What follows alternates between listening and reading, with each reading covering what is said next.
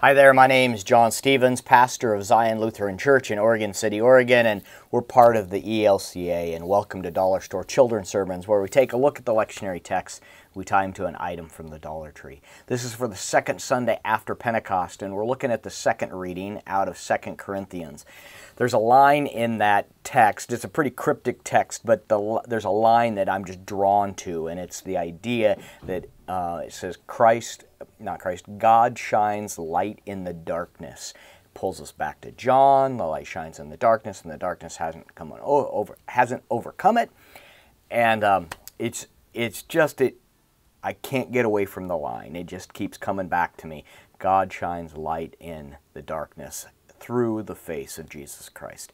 And I love that imagery. So the item I'm using is a night light, but the night light I'm using, and most night lights are like this, but I think it's important to make sure is that the night light I have is one that has a light sensor on it, can sense light and darkness. And that's what I want to talk about, that how I have this in my hallway, and when we turn off the lights, this turns on because it senses the darkness or senses that there isn't light and shines in the light. And that how God in Jesus Christ meets us all places of our lives.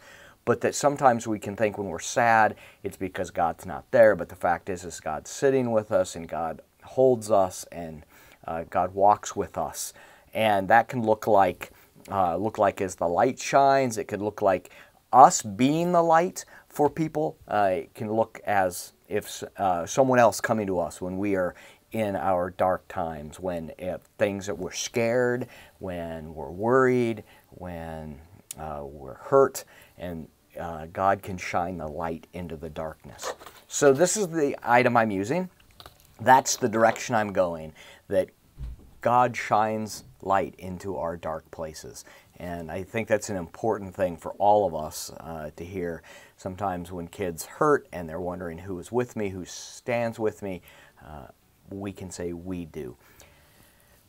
A side note is that's also, as we're hearing in the news about 1,500 children going missing, immigrant children, and as they're separated from their parents, and we're trying to figure out where they're at.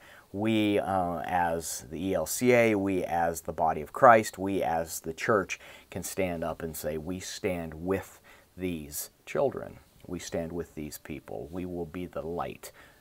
So I'm doing the children's sermons this week, and those two, I mean, I hear the cries of the kids. So, all right, I hope this can be a springboard for your own thinking. As always, thanks for stopping by, and I hope you have a great week.